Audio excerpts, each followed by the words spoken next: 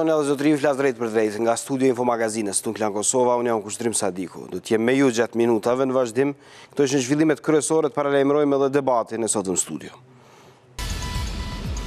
Kuvendi i Kosovës fillon diskutimin lidhur me dialogun ndërmjet Prishtinës dhe Beogradit. Deputetët kanë nisur debatin lidhur me ndërtimin e platformës kosovare për fazën përfundimtare të dialogut me Serbinë.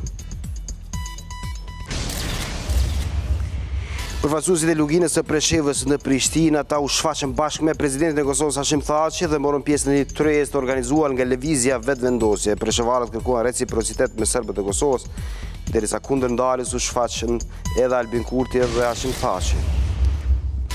Si jetojnë të moshuarit në Kosovë, cikli i dialogut social vazhdon sot në Infomagazin. Flasim në detaj rreth gjendjes së kësaj kategorie, prezantojmë hulumtimin e iniciativës kosovare për stabilitet dhe diskutojmë me mysafirët në studio.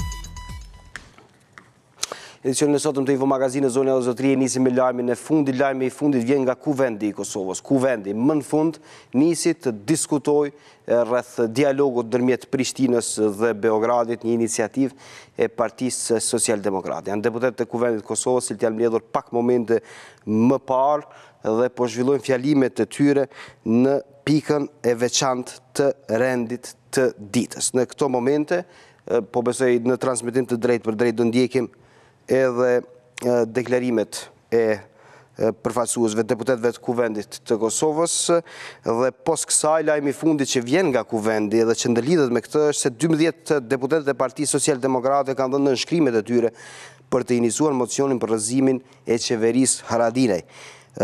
Lista me nënshkrime është dorëzuar LDK-s nga shefi i grupit parlamentar i Partisë Dardan Sejdiu. Ne nuk votojmë ligje për shkak të presioneve, ju si LDK jeni partia më e madhe, prandaj hajde po bashkohemi e po e rrëzojmë këtë qeveri. Është pjesa pra iniciativës konkrete të PSD-s që ka ardhur pas një debati të mëhershëm të Dardan Sejdiut, shefit grupit parlamentar të këtij subjekti politik, dhe Lumir Abdixhikut të lidhjes demokratike të Kosovës, pas një debati që ka rrjedhur gjatë këtyre ditëve, ku është folur rreth iniciativës mundshme opozitare për të rrëzuar qeverinë Haradinaj ose jo. Nënshkrimet e PSD-s janë deponuar, veç më të shohim se cila do të jetë përgjigje e subjekteve tjera politike opozitare, LDK-s dhe lëvizjes vetëvendosje. Në këto momente është Safeta Adërgjona e Partisë Demokratike të Kosovës duke zhvilluar fjalim në Kuvendin e Kosovës përsa i takon dialogun ndërmjet Kosovës dhe Serbisë. E ndjekim për pak çaste atë. 98-99. Të nderuar deputet, dialogu në Bruxelles ka pasur shumë sfida, por edhe rezultate. Të arriturat në dialogun e Bruxellit mund të konsiderohen substanciale duke marrë parasysh rëndësinë e tyre për forcimin e shtetit të Kosovës, si në planin e brendshëm, ashtu edhe atë të jashtëm. Republika e Kosovës është përcaktuar për rrugtimin e saj drejt Bashkimit Evropian. Regulativa e Bashkimit Evropian e ka paraparë që shtetet që aspirojnë integrimin në BE duhet që të rregullojnë marrëdhëniet e tyre fqinësore, si ato të lirisë së lëvizjes, tregtisë me mallra, marrëdhëniet diplomatike dhe bashkëpunimin ekonomik. Atëherë ka qenë dhe është e pashmangshme dialogu i cili ishte dhe është i vështirë, por është e vetmja rrugë për të ecur përpara. Njësër deputetësh kanë kërkuar fjalët nga pozita dhe opozita për të diskutuar, pra pritet që dalin me rekomandime konkrete lidhur me këtë proces të rëndësishëm që është në Bruxelles. Kuvendi pati punë edhe më herët, problemi i vjetër doli aty, mungesa e kuorumit, kësaj kjo ka shkaktuar një debat në akuzat dhe kundër akuzat pozitës dhe të opozitës. I ndjekim momentet kryesore. Për pjesën tjetër neve vendosim me votë. Pikat e papërfunduara të para një jave i lanë që të diskutojnë të njëjtën, por edhe këtë ditë deputetët e Kuvendit të Kosovës nuk ranë dakord. Si rrjedhoi e kësaj, kryeparlamentari Veseli ndërpreu seancën. Veseli bëri të ditur se do të mbledh kryesinë në mënyrë që të zgjidhet çështja e bojkotit parlamentar, siç e ka quajtur ai. Duhet ta dhëmbim fare qartë azi. Nuk e keni autoritetin as grup parlamentar. Kjo problemi juaj. Nuk është problemi i kryetarit të Kuvendit. E ishte shefi grupit parlamentar të LDK-s Avdullah Hoti, i cili shpjegoi pse po vazhdojnë ta bojkotojnë Veselin. Por me sjelljet e juaja, me fyrje që ju bëni deputetëve, grupeve parlamentare, ju e shkatroni çfarë do vullneti politik në kuvend për të funksionuar normalisht në çështje që kërkojnë 2/3. Ne do të vazhdojmë dhe do ta thellojmë bojkotën e këtij kuvendi derisa vendi të shkojë në zgjedhje. por për hotin pati përgjigje bashkëpartiaku i Veselit Memli Krasniqi. Sa vota i ka ky koalicion e keni pa edhe javën e kalume, kur është kry agenda parlamentare, përkundër bojkotit të LDK-s, veçanërisht, përkundër tentimit për me pengu punën e këtij kuvendi, jo vetëm atë ditë, por në vazhdimsi, duke përfshi edhe sot, përkundër tendencës për me bloku miratimin e ligjeve që janë interes qytetarëve të Kosovës e jo të koalicionit qeverisës. Tutje debati vazhdojnë ndërmjet krye parlamentarit dhe deputetit të LDK-s Armend Zemaj. I besoj shumë deklarimit juj se kështu ja keni pa dhe kryetarit juj. Tani mas 2 vjetë e keni votu demarkacionin. E për këtë Zemaj pati një përgjigje. Votim për demarkacion nuk ka pas në qeverisën e kaluar asnjëherë në kuvend të Kosovës. Ky është paragjykim, por a di cili votim ka qenë? Votim ku ju i keni bërë 87 numra për me rrëzu qeverinë tonë. Pavarësisht bojkotit, diskutimi i ashpër mes kryeparlamentarit dhe deputetëve të LDK-s vazhdoi gjatë gjithë seancës. Ndryshe, një pikë e veçantë e rendit të ditës së enjte threste deputetët që të debatojnë rreth dialogut ndërmjet Kosovës dhe Serbisë. Kolegë deputet, Një dialog i tillë po vazhdon edhe më tutje në kuvendin e Kosovës, se si t'i qaset procesit të Brukselit. Me dialogun Kosovë-Serbi mbesim edhe më tutje, për është presidenti i Kosovës Thaçi që ka pritur përfaqësuesit politik të Luginës së Preshevës sot në një takim. Ai në konferencën e përbashkët për media tha se çështjen e shqiptarëve të Luginës së Preshevës do ta shtrojë në dialogun ndërmjet Prishtinës dhe Beogradës, në dialog me presidentin e Serbisë Aleksandar Vučić. Thaçi u shfaq kundër ndarjes, por tha se do të mbrojë interesat e shqiptarëve që jetojnë atje. Cilat ishin kërkesat e shqiptarëve të Luginës së Preshevës, përfaqësuesve të tyre politik, marrin vesh nga kronika. Dhe adresuar e zgjidhur problemet reale. Presidenti Hashim Thaçi të enjtën i ngarkoi vetes një detyrë të rëndë politike. I pari Kosovës pranoi se kur herën tjetër të ulët për bisedime me homologun serb Aleksandar Vučić, do ta shtrojë në tavolinë çështjen e Luginës së Preshevës. Thaçi e konfirmoi këtë në një konferencë për media pas takimit që pati me përfaqësuesit politik të shqiptarëve në 3 komunat e jugut të Serbisë. Me gjasë kjo do të ndodhë. Do kërnej fshestësi. Përderisa presidenti i Serbisë ka të drejtë për të interesuar të drejtën legjitime për serbët qytetarë të Kosovës, edhe presidenti i Kosovës ka të drejtën legjitime për të interesuar për qytetarë shqiptarë që jetojnë në Luginë, Preshevë, Medvegjë dhe Bujanovce. Por kryetari i Kosovës ishte kategorik kundër shkëmbimit territorial me Beogradin, kur u përmend opsioni që Leposaviqi me rrethin t'i takonte Serbisë e Lugina Preshevës si bashkangjitet Kosovës. Nuk ndërlidhet fare me komentimet poshtë e lartë se përket ndarjes së Kosovës, ndarje nuk do të ketë. Marrëveshja historike përfundimtare Kosovë-Serbi do të jetë mes 2 vendeve të pavarura. Mysafirët nga Presheva, Medvegjë e Bujanoci po thonë se për ta Kosova është shteti i om. Këtë e konfirmoi ish kryetari i komunës së Preshevës. Kërkojmë pra përfundimisht mbi bazën e vullnetit politik të popullit që të jemi pjesë integrale e Republikës Kosovës në këtë fazë të përmbylljes dialogut. E kryetari aktual i komunës më të madhe shqiptare në Serbi tha se popullata atjeshme dëshiron realizimin e të drejtave të tyre, por pa pas nevojë të ndërhyet në politika të mëdha. Në mundohemi në mënyrë paqësore, jo në mënyrë të luftrave, të 60-ave, të titës, ne e dim tita e ka këtë fajt, na këtë e dim këtë. Por sa janë gjasat që Vučići të pranoj kërkesat e Luginës sipas presidentit Thaçi. Po them me përgjegjësi të lartë, do të jetë shumë vështirë. Se pa mundur. Gjatë kësaj paraqitje i pari shteti tha se opinioni po ushqehet shpesh me lajme të rrejshme, të cilave ai u referua në gjuhën angleze. Fake news. Ndryshe, politikbërësit nga Lugina Preshevës pranuan se ajo pjesë po braktisët nga shqiptarët në vazhdimsi, dhe se ky fenomen sipas tyre ka nisur qysh para sa dekadeve.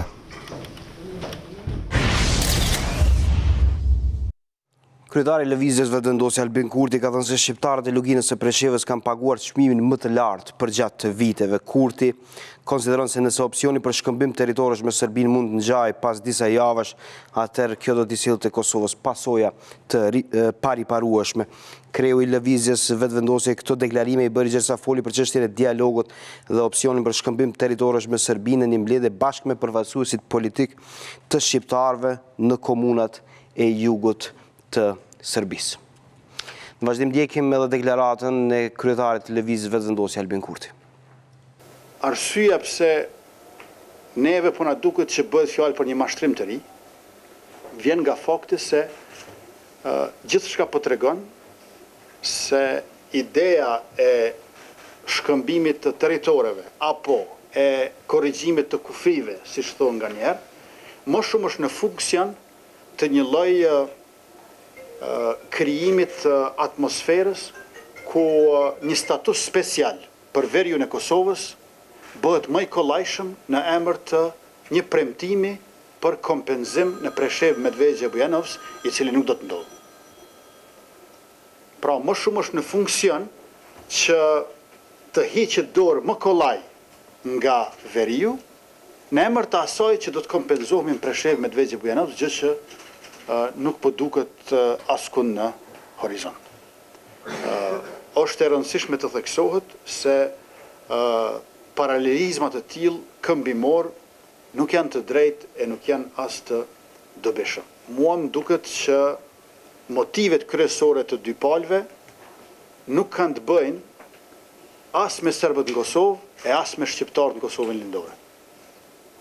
Sepse motivi i Serbisë është të jetë sa më shpejt, sa më afër Bashkimit Evropian, e motivi i pushtetarëve në Kosovë është që të jenë sa më larg e sa më ngadalë gjykatës speciale. Por çfarë kërkojnë shqiptarët e Luginës së Preshevës, çfarë mund të bëhet për shqiptarët e Luginës së Preshevës në këtë fazë fundit të dialogut ndërmjet Kosovës dhe Serbisë? Në studion e Infomagazinës jam me bashkëhartuesin e referendumit të realizuar në Preshevë në vitin 1992 për t'ju bashkangjitur Kosovës, zotin Fatos Aliu, me cilin do të diskutojmë rreth situatës më aktuale politike. Zoti Aliu, mirë se erdhe në studion e Infomagazinës. Mirë se gjeta, kushtrim. Si e shihni angazhimin e politikanëve fillimisht nga Lugina e Preshevës, por më pastaj edhe qëndrimet e palës kosovare përsa i takon trajtimit të kësaj çështje, pra të problematikës së 3 komunave shqiptare që kanë mbetur në jug të Serbisë, ose në territorin e Serbisë në këtë fazë përfundimtare të dialogut. Çfarë prisni nga kjo situatë? Kisha thonë ato që ka thot populli andej, ka Presheva e në rrethim, se mos vjen punat, ajo e thanja mas pazarit mulla shaqirit, dhe më thonë. Që do të kjo? Do të thot që mas i të vendoset diqka, e dihet kush mund të vendos, këto fuqit e mëla, mund të ketë marrëveshje, e tanët jenë në funksion të atyne marrëveshjeve, dhe del në fund sikur në ka që kishim në fuqin. Ka fuqit bëhet më shumë? Sikur që ka ndodhë në të kalumën gjithmonë, edhe tash, kur të vjen, do më thonë, kur të vjen ngusht puna, si me thonë, na jemi njërë anakronike, e gjejmë, sikur po bashkohemi tash, edhe hajde një bura, të shohim se ku po shkon kjo punë. A një kohë gjatë ka kalu, pa bëhet diçka konkrete. Nuk është folur asnjëherë në këtë dialog. Zoti tha se do e ngrisë këtë temë në dialogun me Aleksandar Vučić. Çfarë mund të bëhet në një situatë tillë me Luginën e Preshevës? A mund të ketë një zgjidhje të qëndrueshme kur po flasim për fazën përfundimtare të dialogut? Po ata që e thashën, faktikisht duhet të vendoset ma në fund një prioritet. Cili është prioriteti? Të na prioritetet gjithmonë janë zavendësu me interesa dveçanta, partijake, krajinore, ku dion, forma tjera. Dhe më thonë, jo sikur në shtetet tjera, sidomos në kohë kriza kësaj, që prioritete kanë pas, ose që nuk as që diskutohet kjo punë që tjetë prioritet, kur ajo është prioritet, që është ja interesit të përgjithshëm, interesit kombëtar. Prandaj zgjidhja është e natyrës mbarkombëtare. Edhe Lugina e Preshevës, Presheva Bujanoci Medvegje është interes mbarkombëtar, se nuk është interes vetëm i asaj, nuk o plagë vetëm e asaj pjese, e cila vull mas shumë të në këto periuda ka vujt, por e tanë kombit. Kosovë, Shqipëri, gjithandej, në Macedoni, se është një trupi i lidhun organikisht i cili duhet të gjejë zgjidhje, i cili duhet, ka nevoj për shërim, por e kjo duhet, në më thonë, si bëhet kjo? Tu angazhu, tu e qitë në prioritet, të pa diskutushëm, që këtë qashtje, edhe në bisedime, para prakisht tjetë Kjo e mirë, si me thënë, e potencume, e organizume, me elitat, me kokat që janë thjesht jo politike. Çfarë do të synohet për shqiptarët e Luginës Preshevës, zoti Aliu, në këtë fazë? E reciprocitet me drejtat e serbëve, po flitet për shkëmbim territorësh, për shumë çka tjetër, për ndarje të Kosovës, atë të cilën presidenti e hodhi poshtë më herët, por spekulimet janë gjithnjë e më shumë. Çfarë duhet synohet konkretisht? Po letë është në momente kritike tash me pranu, mos me pranu, me u deklaru. Është e vërteta duhet sharohet bashkarisht. Jo deklarativisht, kush do qoftaj. A prezident, a kryeministër, apo opozit. Apo opozit, dhe më thonë, me kauzat ndryshme. Por duhet me u pa, cila është kauza me të vërtet. Ajo bëhet vetëm të rrezë ku hidhet prioriteti në plan të parë. Po çfarë konkretisht, zoti Aliu, çfarë duhet synohet? Të drejta shqiptarët e Luginës të kenë po aq sa serbët e Kosovës, apo të shkohet në ato idet ekstreme? Cili është opinioni juaj? Unë e kam opinionin tim, po unë nuk jam përfaqësues si asnjë subjekti politik. Unë ju kam ftuar juve si bashkëdhënuesi i referendumit. Unë flas për në atë kontekst pak a shumë, edhe në atë vi kam qëndru gjithmonë edhe kam folë, gjithmonë. Tjetër punë sa ka pi uja, edhe si. Mandej edhe me nivellet më të larta, këtu jam mundu që çështja e Preshevës të jetë kartë e fortë për bisedime. Bisedimet ishin të pashmangshme, edhe bisedimet kur je i përgatitën janë të nevojshme, edhe domosdoshme. Por se prej aty në ti nxjerr atë, por për me nxjerr duhet me organizu, kjo është ajo.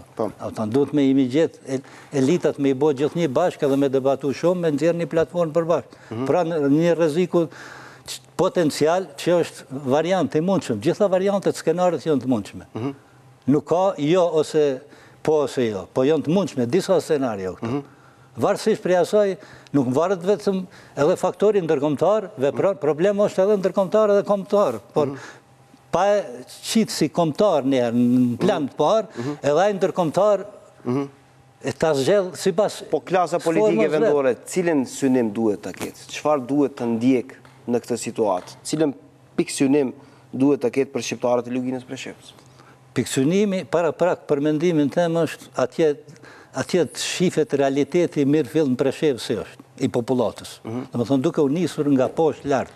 Jo me njerë me pa nga konjunkturat, strukturat politike me zhjilë, për edhe nga ana prej popullit. Mu pa gjendja, një mbikëqyrje, një monitorim i gjendjes, një kohë, mos mungut me vendime, edhe me trauma të mla, edhe me, ku dion, me anarkije dhe me hast, por me ullë gjakrat edhe me pa realitetin atje. Me gjithë një komision të përbashkët, mbarë komtar, me pa edhe ndërkomtar, bashkarisht, me pa gjendjen e shqiptarëve dhe qka mendon popullit atje.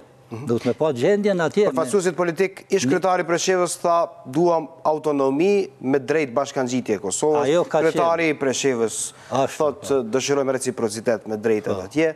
Cili është synimi në reciprociteti? Është baza, është referenca elementare, referenca. Po s'pat reciprocitet drejtave e para. Nuk ka mandej avancim të zgjidhjes problemeve. Këtu nuk ka reciprocitet. Këtu ka vetëm avancim drejtave. Po dihet një fakice sërbe, e cila e ka nda pjesën e veriut atje, zotron atje edhe kërcënohet vazhdimisht, në forma ndryshme, Serbia këtu është prezente, si mrenda, si do më thonë në atë pjesën veriore, por edhe mrenda Kosovës. Fiks pari t'i ka marrë teritorit, kishat e manastiret, që është absurd me atë planin, negociatet e Vienës. Shumë të gabushme. Për para kemi shku në Deçan, sot së në shkon kërkush në Deçan. Atje në pushimorët e Deçanit. Këtë hapësirë totalisht e uzurpume. Kjo është absurd.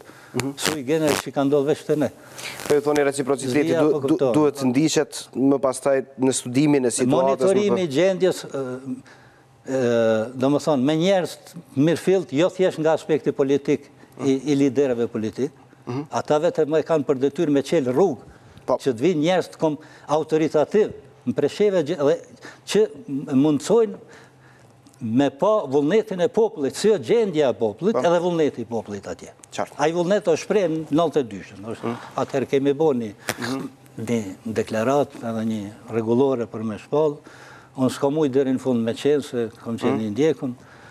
Tjertë e kanë realizu bolë mirë referendumin në mars 92. Se unë në fund vitet të dashtë, do të jam kanë ashtu, e din populli atje. Zotë Aliu, faleminderit shumë që ishe sot në studion e Info Magazines. Dhe lutem. Ishim bashkë me zotin Fatos Aliu, bashkëkartues i referendumit të Preshevës. Zonja dhe zotri, do vazhdojmë për pak qaste me informacionet tjera. Presidenti i vendit Hashim Thaçi ka bërë sot homazhe pranë lapidarit herojit Enver Zymeri në përvjetorin e 7 të rënjes së tij. Thaçi ka thënë se shteti i Kosovës do të nderojë lart punën dhe përkushtimin që Enver Zymeri ia dha vendit, duke respektuar gjithnjë ligjet e kushtetueses. Edhe kryeministri Ardiana bëri homazhe para lapidarit të Enver Zymerit në kompleksin e drejtorisë së përgjithshme të policisë së Kosovës. Ardiana vlerësoi se shërbimi deri në sakrificë sublime në mbrojtje të Kosovës pavarur të rendit saj kushtetues dhe simbolik është udhërrëfyesi më i mirë për breza, se si duhet përgjigjur thirrjes për të mbrojtur me besnikëri vlerat e adheut. Polici në Enver Zymeri e kujtoi edhe lideri i lëvizjes vetëvendosje Albin Kurti, i cili kishte vuajtur bashkë me babain e herojit në burgjet të Serbisë. Kurti në tekstin e tij për veprën e herojit Zymeri theksoi se edhe defektet e qeverive të Kosovës, që sipas tij e kanë lejuar sundimin e strukturave kriminale të Serbisë në veri. Madje shtoi Kurti ato dhe kanë dialoguar e bashkëpunuar me to prej kontrabandës që zhvilloi në veri të vendit e deri tek formimi i koalicioneve qeverisë në Prishtinë. Për liderin e vetëvendosjes janë të njëjtit pushtetarë që sot nuk kanë vijat kuqe për Serbinë dhe nuk skuqen për zhvatin e tyre në Kosovë. Kurti konsideron se ata nuk e respektojnë as dëshmorin e as qytetarën e Kosovës, prandaj nuk mund të përfaqësojnë Kosovën. Një zëvendës kryeministri i Serbisë dhe ministri i punëve të jashtme Ivica Dačić është takuar me ndihmë sekretarin e Shtetit të Bashkuara të Amerikës për Evropë dhe Euro-Azi, Wes Mitchell, siç raporton agjencia serbe e lajmeve Tanjug. Dačić e Mitchell janë takuar për të biseduar për marrëdhënie dyparqe mes Serbisë e SBA-s, por gjithashtu edhe për Kosovën. Sipas këtij mediumi, dy politikanët janë pajtuar që nevojitet një zgjidhje e problemit mes Kosovës dhe Serbisë për krijimin e një Ballkani stabil. Në Washington ka udhëtuar edhe zëvendës kryeministri kosovar Begjet Pacolli, është ftuar nga sekretari amerikan i shtetit Mike Pompeo për të marrë pjesë në konferencën ministrore për liritë fetare.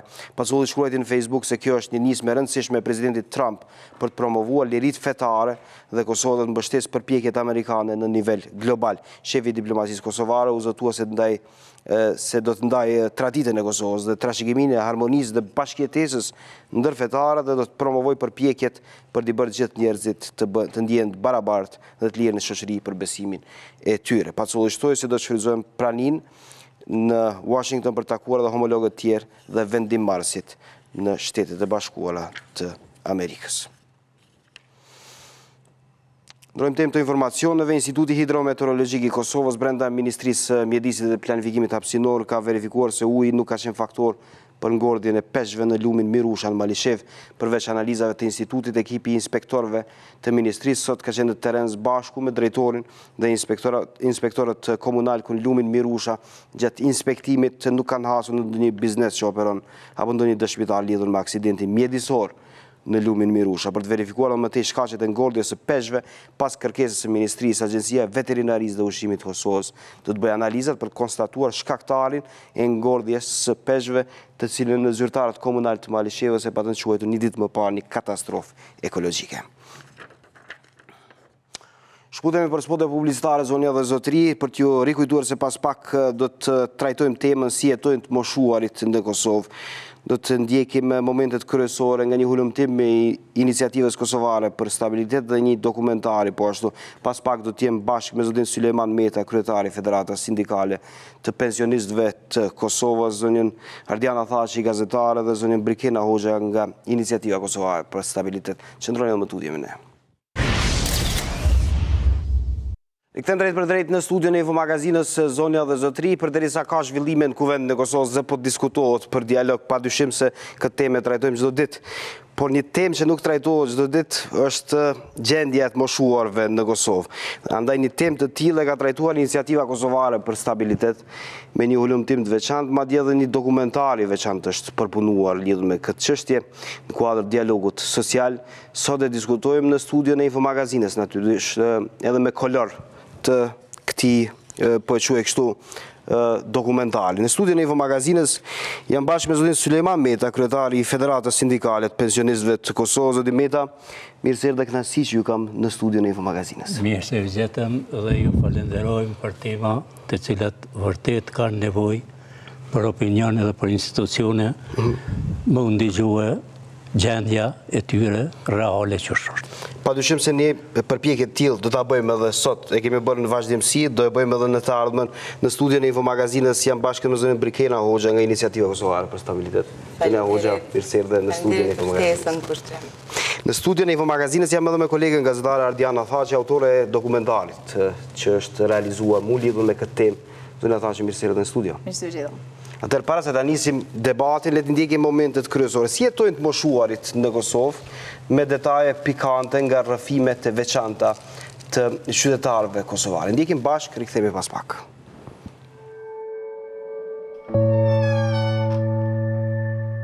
Lodhjen nga mosha nuk e ka të vetmin hall. Se cila ditë e javës, 83 vjeçarin Hajrullah Fetincin e dërgon rrugëve të Gjilanit, duke mbledhur metale nëpër kontejnerët e qytetit. Shitja e tyre ja mundson të siguroj pak nga ushqimi nevojshëm ditor. Krejt kjo si rezultati pensionit të ulët prej 75 eurosh, e të cilin e shfrytëzon për medikamente. Terën 6 jam në punë. Pe 6 e i bi këtu, edhe i klasiratin, njëri shkarkoj i natër, a i klasiratin natër, i qesa kanë shumë në tonë. Edhe, qështu. Fetinci jetoni vetëm ndaj gjithçka i duhet edhe të siguroj vetë. Rasti i tij dhe i bashkëmoshatarëve është ilustruar në dokumentarin Të jesh plak, pas një ulumtimi të Iniciativës Kosovare për Stabilitet. Një bashkëmoshatar i Fetincit, edhe pse ka anëtar të tjerë të familjes, nuk është rehat. Problemin më të madh Mahmut Meri e ka me të birin. Bon katera për ditë, lyp pare pi meje, dënë të ikë pi atyet me dalë se s'pi përgjigjit ajo shpia, unë s'po kam i marë. Për nënën e tij nuk kujdeset as djali Zekie Binakut. Qika të qyrin, së djali jove dhe. Djali t'ja kom gjonë dugojen, edhe si bjen men me thonë t'ja qaj nonës një 50 euro. E 70 vjeçari Nezir Kuqi nga Deçani pati problem për 5 vjetë që t'i dëshmoj shtetit që kishte punuar 40 vite. Në qëtë që me njëra ki dokumenta jo del për jashtë. As që më lejshin me for diqka. Kjo ishte të mërshme. Kom jetu dhe me unë dhe para 2-3 mujë vetëm me 75 euro. Më besoni i kom lodhë dhe tafërmit edhe familjen dhe këtë lyp tolla. Për gjendjen jo të mirë, pensionerët drejtojnë gishtin ka ekzekutive. Qeveria pak është kujdes për kthyemën e pensionerëve të pensionerëve, për kthyemën e penzive të pensionerëve. E me institucionet shtetërore nuk janë të kënaqur as të moshuarit që jetojnë në bashkësi. Në mungesë të liftit, Garib Sylejmani, banori i shtëpisë së plagjve në Prishtinë, ka 3 muaj që nuk ka dalë nga dhoma që gjendet në katin e dytë. Problem po del të jetë dhe mungesa e ujit të ngrohtë. Vetë se kjo arsyetohet nga shtëpiaku i këtushëm. A e kiti të shpia në 24 orë? Ka të vërë komodit, por jo si do më trafë, në është nëzirë në të do më trafë. Një të kesh, Po këta janë shumica që mbore ndikush dhe në pastru. Tash e kanë 2 herë, 3 herë njoftë, njoftë e mundësojnë a vitën të. Rikthejmë drejt për drejt në studion e Info Magazinës, ndoqëm momentet kryesore të këtij dokumentari që është shfaqur e rishta. Zotin Meta, po besoj një element i mirë në gjithë këtë keqe është se jemi 3 të rinj këtu, cilët po diskutojmë për të moshuarit në Kosovë, për gjendjen e kësaj kategorie, dhe besoj që ky është një element i mirë, një vlerësuar në këtë debat, apo jo? Është shumë e vërtet, unë e u dëshiroj që edhe ju të pritni pleqërinë kështu, po jo në këto kushte, çfarë janë më njëherë pas mbarimit të luftës, dhe ne jemi federata sindikale e pensionistëve, invalidëve dhe të moshuarve, jemi në vitin 2002 të regjistruar në UNMIK, mandej me ligjin mbi organizimin sindikal jemi riregjistru përsëri si sindikat, si federat, dhe ne si sindikalista jemi në ngjarje të gjendje sociale që është katastrofale në Kosovë. Shumë e rëndë. Nga këto rrëfime që i ndoqëm, del që gjendja është situatë të rëndë. Kjo do të thënë se të rinjtë e sodit do ta kenë telashe, por që se nuk do ketë reforma të thella që ta përjetojnë pleqërinë me një qetësi, po që dhe me një kujdes e një dignitet, do t'i meta? Zotri Kushtrim, sikur të jetë kjo gjendje, çfarë është gjendja e sotme, ju vërtet edhe në moshën 40 vjeçare, 50 vjeçare, 60 vjeçare, keni me kërku rrugë për të alshuar Kosovën, sa është gjendje e mjerueshme sociale. Këte më të thamë me plot gojen se gjeneratat e gjitha kategorive, prej mbarimit të luftës, gjendja sociale është katastrofale në Kosovë.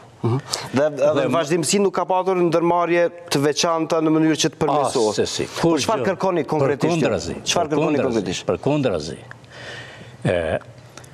Ne, sikur që e thash, e kemi përcjell me vëmendje të posaçme gjendjen sociale në Kosovë, duke e krahasuar me Evropën, ku ne anojmë të jemi antar bashkësisë evropiane, të fillu prej shteteve skandinave, mandej shteteve tjera evropiane, shteteve të rajonit, po askush nuk e ka gjendjen më të keqe sociale se sa pleqet e Kosovës.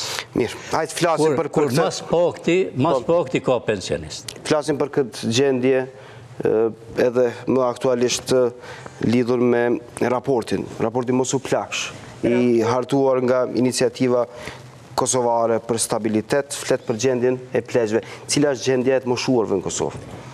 Edhe më përpara kur pyete si jetojnë të moshuarit në Kosovë, merr mendje me një herë shprehja moshuarit në Kosovë jetojnë pa dignitet.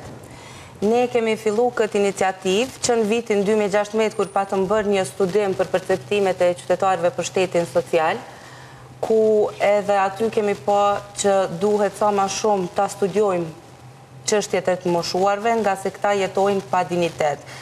Qëllimi krejt këtij studimi ka qenë vlerësimi i opinionit si shoqërisë, gjithashtu edhe politik bërësve për gjendjen e të moshuarve, pjesë e popullsisë e cila vetëm sa do të rritet në vitet dhe dekadat në vazhdim, deri në vitin 2050 rreth 25% e popullsisë do të jetë mbi moshën 65 vjeçare.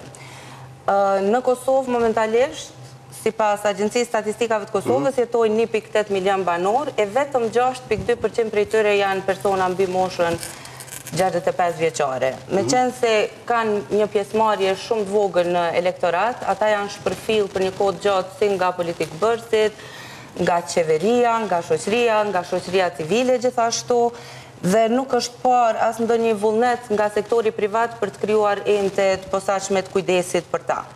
Si për gjitha shtresat e shoqërisë, edhe për këtë kategori, edhe për pensionistët, bërthama e problemit janë kushtet ekonomike, kushtet financiare.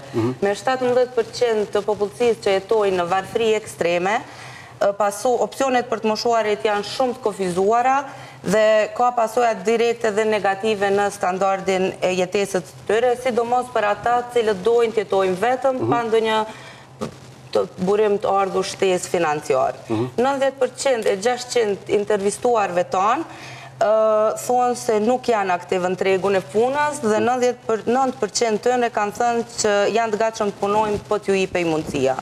Rreth 40% të anketuarve tanë kanë të ardhura mujore deri në 100 euro. Sipas Agjencisë Statistikave të Kosovës, shporta e konsumatorit për një muaj është deri në 130 euro, ndërsa rreth 40% të anketuarve tanë kanë të ardhura mujore deri në 100 euro. Do të thotë 75 euro janë ato të ardhura.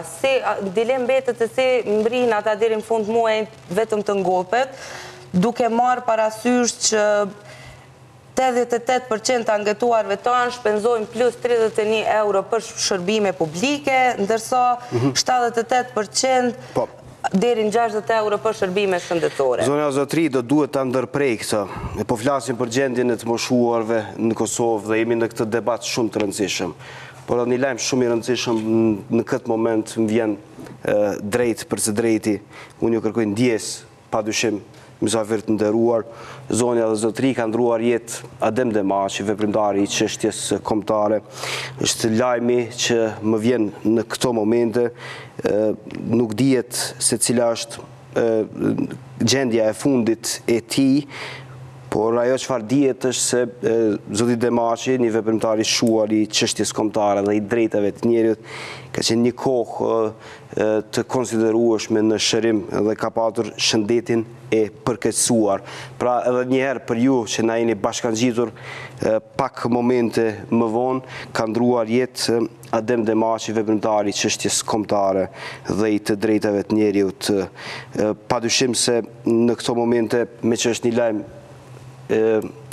i fundit që vjen zoti Meta, do dua pak a shumë, nëse ka mundësi, një opinion për veprën e zotit Demaçi nga ju, me që jemi në këtë transmetim drejt për drejt dhe me që lajmi na erdhi në këto momente, një lajm i hidhur për opinionin publik vendor dhe mbar kombëtar, pse jo? Është lajm vërtet i hidhur. Adem Demaçi dihet që nga fëminia e hershme, që kur ishte në zonës në gjimnaz, filloj me shkrimet, libri i tij i njohur, Gjarpet e Gjakut, i cili në mënyrë figurative e ka treguar anëmikun që e kemi në mrena, edhe i ka quajt Gjarpet e Gjakut, edhe bashkëpunëtorët të cilët e kanë ndihmuar një okupator. Dhe vërtet, edhe unë tash shfrytëzoj rastin të shprehi ngushëllime të gjithë familjarëve, miqve, shokëve, edhe njerëz që e kanë dashur, edhe kanë pas një dashamirësi të veçantë për zotin Adem. Lajmi i fundit është se ka ndruar jetë Adem Demaçi, veprimtari i çështjes kombëtare dhe i drejtave të njerëzit. Ardiana, do dua të përfshij edhe ty pak a shumë në këtë komentim të lajmit të fundit. Ju jeni gazetare për shumë vite. Padyshim se keni ndjekur edhe veprimtarinë e zotit Demaçi. Një lajm i hidhur apo jo? Lajm i hidhur, pak u preka. Zotrin Demaçi, siç tha zotri Meta, e kam njohur si fëmijë përmes shkrimeve të tij, si një njeri i cili ka bërë më shumë jetë në burg. Rinin e tij e ka kaluar në burg, pastaj kur kam filluar punën në televizion ku Avizion, e kam njoftur përmes veprimtarisë së tij që ka dhënë gjatë kohës së luftës, kur ishte përfshirë në luftën e ushtrisë lejmtare të Kosovës, më pastaj kontributin që dha edhe pas luftës, më të vërtet jam shokuar dhe nuk. Adem Demaçi ka ndruar jetë sot zonja dhe zotëri pas një smundje të rëndë. Këta janë informacionet fillestare që i kemi, padyshim se gjatë kohës do tentojmë t'ju mbajmë të informuar. Padyshim klikoni KlanKosova.tv, sepse është një mori gazetarësh cilët në këto momente po ndjekin lajmin në zhvillim. Në lajmi i fundit është se ka ndruar jetë Adem Demaçi, veprimtari i çështjes kombëtare dhe i drejtave të njerëzit, ai që është cilësuar si Mandela i Ballkanit. Ishim duke folur për gjendjen e të moshuarve. Është një lajm që padyshim na ndroi disponimin edhe këtu në studion e Infomagazines. Absolutisht ngushtime edhe nga televizioni Klan Kosova, zonë e zotëri, jemi në këtë transmetim të drejt për drejt. I kthehemi gjendjes të moshuarve, temës trajtuar sot në studion e Infomagazines. Ardiana, rrëfimet prekshme të pleqëve gjithandej Kosovës për situatën sociale cilën e përjetojnë ata. Është vërtet, ne të gjithë kemi të moshuar në familje dhe nuk është që nuk e kemi ditë pak a shumë se me çfarë po përballen ata, por kur jemi taku me Florinën edhe me Brikenën dhe kanë treguar që janë të bëni hulumtim dhe pak a shumë kanë treguar edhe gjëra të cilat po dalin nga ky hulumtim, më të vërtet nuk kam besuar që kanë me pas njerëz të cilët kanë me dal hapur edhe kanë me treguar për problemet që i kanë, për sfidat me të cilët ballafaqohen, për anashkalimin që u bën atyre shteti, shoqënia, por që u bën edhe vetë familja. Jam prek edhe jemi befasuar shumë kur pa problem të moshuarit tregojnë për ato temat të cilët deri më tani kanë qenë tabu për neve, temat të cilat tregojnë që pak a shumë edhe familja ka nisur të shpërbëhet dhe familja ka nisur të kthej shpinën ndaj prindve të tyre, ndaj atyre të cilët kanë dhënë shumë për ta. Jemi në një shoqëri në tranzicion dhe padyshim që këto do të ndodhin, por ndoshta jo në këtë formë të cilën e tregojnë personat konkret të cilët ishin në fillim të stories të cilët ka qenë ky një dokumentar të cilën e ka përgatitur Koavizioni për X-in. Pleqt duan atë të cilën e kanë kontribu. Do thotë që të gjithë pleqt, të gjithë ata të cilët kemi kontaktuar, janë ndi keq edhe për faktin që ata nuk janë njerëz të cilët s'kan bërë asgjë gjatë jetës së tyre, janë njerëz të cilët kanë dhënë kontributin e tyre, kanë dhënë para nga paga e tyre për pensionet të cilët nuk i gëzojnë tani. Dhe gjitha lidhet dhe ndërthuret me pensionet të tyre. Do thotë, po të kishin pensione më të mira dhe po të ekzistonte ndoshta një jetesë pak më dinjitetshme për ta, edhe këto problemet me të cilët ballafaqohen ata nuk do të ishin kaq të rënda dhe kaq të prekshme. Do gjithçka lidhet tek paraja dhe tek gjërat e tjera. Brikena tregoi edhe në ulëmtimin që e ka bë. Unë ndoshta mos më pajtu pak ndoshta me Ardianën, nga se në studimin ton ka dalë rreth 90% e tyre përkrahjen e vetme e gjejnë tek familja e tyre. Mirëpo në këtë kohë kur edhe 18% jetojnë në varfëri ekstreme, natyrisht që këto ka probleme dhe për t'i mbajtur moshuarit, duke ditë se sa shumë kanë nevoja dhe sa shumë kanë shpenzime ata. Shteti në Kosovë, gjithë sistemi mbrojtjes sociale në Kosovë momentalisht është familja. Shteti gjithë barën që e ka mbi vete ja u ka lënë familjarëve, personave që janë mbi 65 vjeçar. Unë duhet të lidhem me këtu pak. Nuk ka, e thanë edhe këta ka dalë edhe në hulumtim që nuk ka edhe institucionet të cilat përkujdesen për të moshuarit. Unë kam qenë në shtëpinë e pleqjve e cila ndodhet në Prishtinë dhe me të vërtetë aty kushtet nuk janë të jetueshme. Njerëz nuk mund të jetojnë aty. Janë njerëz kryesisht të cilët nuk kanë familje, të cilët fatkeqësisht gjatë jetës nuk kanë pasur fëmijë dhe kanë përfunduar aty dhe s'kan nga t'ja mojnë. Më kujtohet rrëfimi i njerëz nga plakat të cilët e kam takuar aty dhe tha fillimisht ka marrë me vetë dëshirë. Por kur e kam kalu javën e parë, më ka dogë që gjithçka ka përfunduar për mua dhe jeta është mbyll këto. Dhe jetoj nga dita në ditë deri në ditën kur do të vdes. Është lidhem prapë me Ardianën për shtëpitë të moshuarve, edhe pse në Kosovë akoma është tabu dërgimi i familjarëve në shtëpitë të moshuarve, edhe nëse ata dëshirojnë të shkojnë aty, është e pamundur për shkak të kritereve të cilat i ka caktu Ministria për Punë dhe Mirëqenie Sociale për të pranuar aty.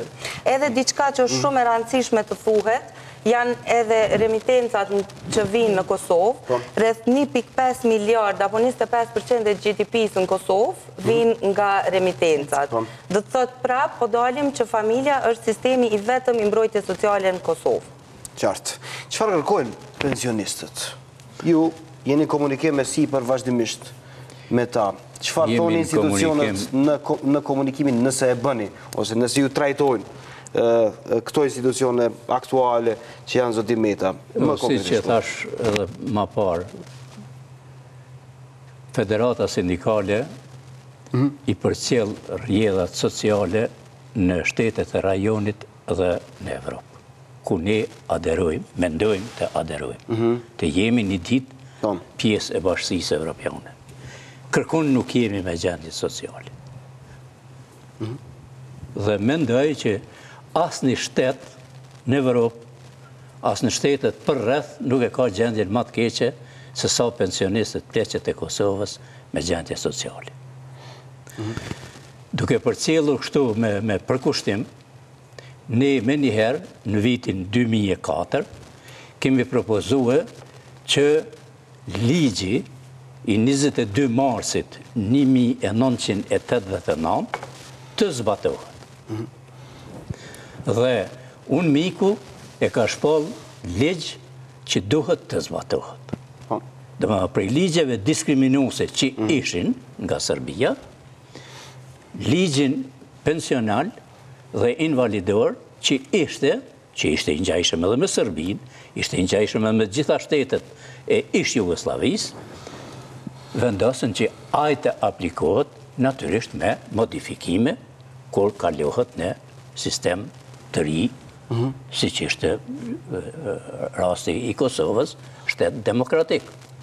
Kuptohet që duhej ndërru, po jo të hudhët poshtë dhe të mbesim pa ligj deri në vitin 2014. Pastaj sigur u ndërmor një sër veprimesh për njerë që flisni për një reformë të sistemit pensionar, për një trajtim më dinitetshëm të pleqëve. Çfarë ndryshoi nga atëherë? Të faleminderit shumë, se paske përcjell me përkushtim. Ata ja fillun reformimit të një ligji në 2013 dhe ne në përmes të komisioneve, në përmes të antarëve të komisioneve, në përmes të informatave të ndryshëm, ishim sikur me qenë të gjithë aty. Edhe e shifshim që po bëhet një ligj diskriminues. Dhe kur ishte në përfundim, na thirr ministri Rashiq, i atëhershëm, edhe na thot duhet të pajtohemi me ligjin që është bë. Na i tham përkundrazi, ju nuk keni nxjerr ligj, ligji që e keni përgatit është diskriminues, plotësisht diskriminues, për mos me hi tash në elaborim. Në historik, sepse është me rëndësi.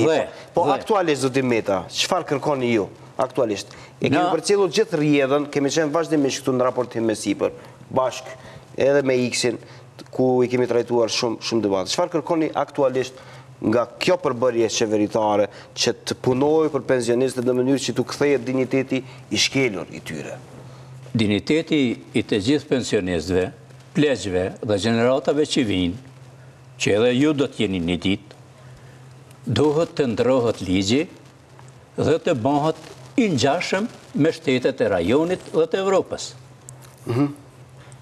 Aq më tepër kur tash ka mundësi, në përmes të internetit, në përmes të kontakteve që kemi, miqve tanë që kemi, me marrë modelet çfarë dush, por ta ketë tjenë ato shtyllat kryesore të jenë të bashkësisë evropiane, të shteteve të rajonit, e jo një ligj diskriminuese kur që është skema pensionare. Problemi që ndron pikërisht tek aty që ne nuk kemi një fond. Fondi me cilin kanë kontribuar këta është në Serbi dhe ne tash jemi në fazën e fundit dialogut dhe asnjëherë nuk është kërkuar të kthehet ai fond këtu. Problemi është tek buxheti i limituar i Kosovës dhe këto pensionet të cilat jipen tani janë pak a shumë barë për buxhetin. Brikena ndoshta e din pak më mirë, janë barë rënd për buxhetin. Është quajtur shpesh një lëmosh për atë 75 euro që në fondi për mbrojtje sociale, besoj që do të ishte zgjidhja më mirë e krejt problemit. Unë desha të ndërlidhem me zotin Meta, kur ishte fjala te diskriminimi. Edhe në hulumtimin ton, diskriminimi për pos ndaj të moshuarve në përgjithësi del tjetë shumë i madh edhe ndaj grave. Ato për pos që janë të ekspozuar ndaj rrezikut për të rënë në varfëri, më shumë se sa të rinj, 78% e të anketuarve thonë se prona në cilën jetojnë është e bashkëshortit, në qoftë se bashkëshorti ndron jetë, ajo me automatizëm kalon tek djali. Mirë po nëse në atë familje nuk ka djalë, prona ku ato jetojnë kalon më parë të ndonjë kushëri, se sa tek ajo vetë. Kjo është problem, po besoj, është problem tjetër. Problemi i ndërrimit e pokal për pas ato që kanë dallime masive në të ardhura, do thotë gati 90% e grave cilat i kemi intervistu marrin pension 75 euro, për diri sa burat marrin 150, ka të ardhura diri në 200, ato janë të ekspozuara edhe ndaj diskriminimit gjinor sa i përket trashëgimisë së pronës materiale. Zoti Meta, keni dalë me një propozim konkret ju për institucionet se si duhet të trajtoheshin, po them kushte normale, reale në cilat jetojmë, me mundësit që janë. Ashtu, kemi dalë me propozim konkret. Dhe i kemi tha atëherë Ministrisë Punës dhe Mirëqenies Sociale se ligji është diskriminues, prandaj duhet të ktheheni në ligjin që kemi formu, që kemi nxjerr, që kemi përgatit nga ekspertët më të njohur të Kosovës në vitin 2005, me shtatit 2005, ku vendi i Kosovës ka rekomandu që mënyrë të përshpejtuar të nxjerrët ligji. Është nxjerr, është përgatit, ka dalë në diskutim publik, e kemi dorëzu, Me një fjalë, Hashim Thaçi atëherë kryeministër, me një fjalë e thëtë, kostoja është e madhe. Edhe këte e thëtë vetëm për të përfituar, një 4 muaj që a 5 ishin zgjedhjet nacionale, që atëherë tani më na thonë se ky ligj do të aprovohet. Edhe ushty, në 2007 e kemi të nënshkruar pensionistët marrëveshjen me Thaçin se do të aprovohet ligji me fond pensional, sikur që kanë shtetet evropiane dhe ato rajonale, sikur të më jep një votat. Ka kaluar 11 vjetë nga jo periudhë kohore. Kur i fitoj votat, më në harrejnë. Këta tjertë ju kanë trajtuar? Ju kanë trajtuar këta tjertë që kanë fituar? Për shemë ka pasur edhe momente kur zoti Mustafa është bërë kryeministër. Po kanë vazhdu që ashtu. Avazin e njëjtë. Avazin e njëjtë, thuja të njëjtë, kur po vinë zgjedhjet, vinë, na japin premtime, shkruajnë marrëveshje, e tjerë.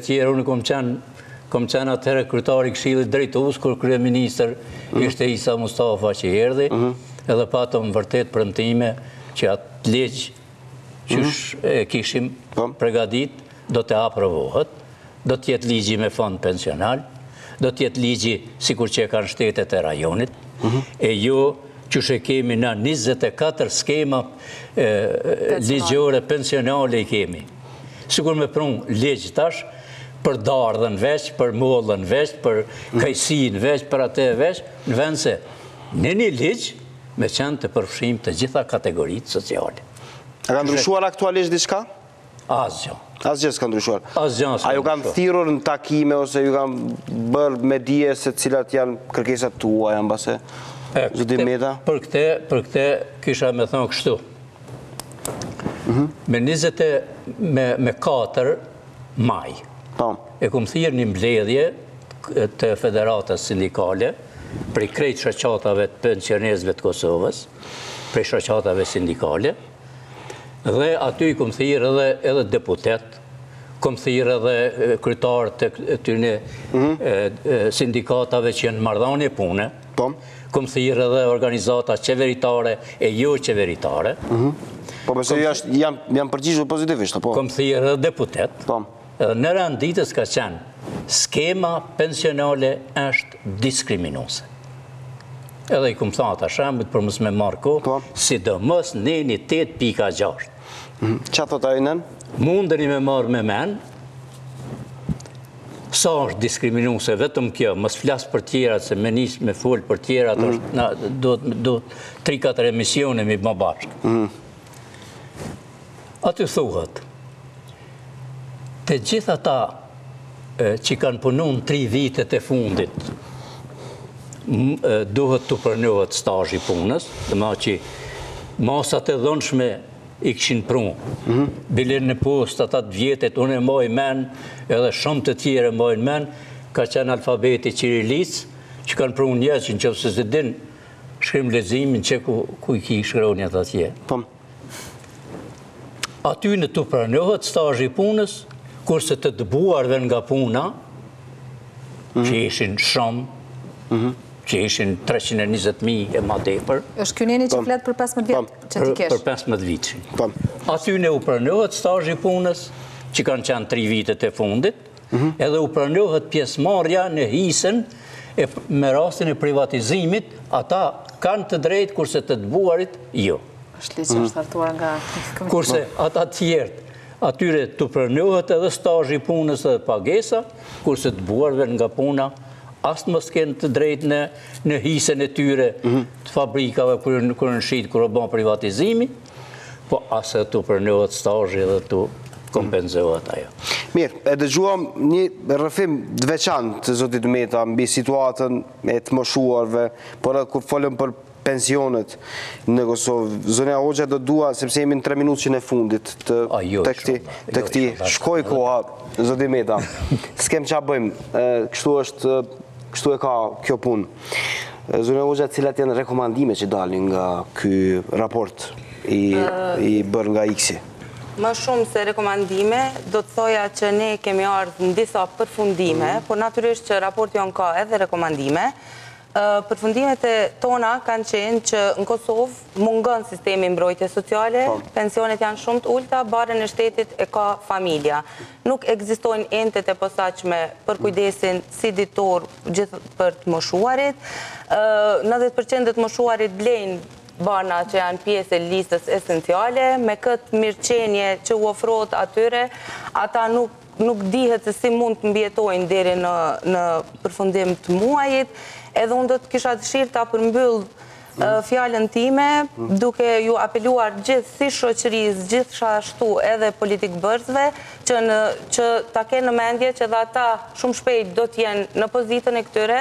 Ne do të punojmë sot që të kujdesemi për 25% e popullsisë deri në vitin 2050. Shpesoj edhe media të trajtojnë një çështje të tillë, apo jo Ardiana, do vazhdojmë ta trajtojmë. Krimi i fundit për mbrojtje sociale është një nga rekomandimet tona kryesore dhe zgjidhja besojmë këtij problemi. Mos metë vetëm dialogu, po. Zgjidhja pas shkurtër do të ishte ajo të cilën mund ta bëjnë tani institucionet e Kosovës, është krijimi i qendrave rekreative nëpër komunat e Kosovës, pasi që shumica e komunave të Kosovës nuk kanë as qendra ku të moshuarit mund të shkojnë dhe të kalojnë ditën, ose mund të takohen për të biseduar ose diçka tjetër, si dhe ndërtimi i shtëpive të pleqhve, por normalisht duhet të jenë me standarde evropiane dhe të banueshme, të jenë përshtatshme për pleqht dhe jo e tillë siç është në Po, për një jetë dinjitoze, do t'i meta unë ju premtoj që do ju ftoj përsëri në studio. Time studioja ime do të hapur për të trajtuar këtë çështje. Ju faleminderit shumë për pjesëmarrjen. Jo, edhe shumë tema na kanë mbet pa i thënë. Për shembull, unë kisha thënë konkretisht që stazhi i punës prej vitit 90 deri 2003 të pranohet të gjithëve. Të bëhet ligji me fond pensional si e kanë shtetet e rajonit. Të përfillet ligji për OJQ-t si duhet, se ka fillu të në përkëmbët edhe ligji. Ligji për formimin sindikal është i qartë mbi organizimin sindikal. Ai duhet të respektohet. Për ndryshe, për ditë do të kemi që na vinë o formu kjo, Unë e kumë pas një rast para një muj dite, kur vjen njeni dhe më thëtë, unë jam kryetari i federatës. Kjo është çështje tjetër, edhe këtë duhet trajtojmë. Zoti Meta, faleminderit shumë që ishe sot në studion e Info Magazinit zonja Hoxha. Ardiana, faleminderit shumë që ishit me mua sot në studion e Info Magazinit. Një situatë e pazakon zonja dhe zotri, ripërsërisim lajmin e fundit që e dham këtu në studion e Info Magazinit, pas ditën e sot me ka ndruar jetë veprimtari i shuar Adem Demashi, ka ndruar jetë mësuesi jo, njeriu që i dha 28 vjet jetës tij nëpër kazamatet sërba. I ka ndruar jetë, por vepra e tij do të lartësohet, të kujtohet për sa të ketë jetë. Kishte thënë Xhavit Halitin në Kuvendin e Kosovës. Në seancën që ishte zhvilluar ngushtime ka shprehur kryeministri i vendit Ramush Haradinaj deri më tani, por edhe zëvendës kryeministri dhe ministri i punëve të jashtme Bexhet Pacolli. Një dokumentar special është i realizuar për jetën dhe veprën e Adem Demashit nga Klan Kosova. Ju do ta ndiqni atë në vazhdimsi. Unë mbyll këtu edicionin e sotëm të Info Magazinës duke ju ftuar që ndroni në tutje me programin e Klan Kosovës. Mirëmbëngjes.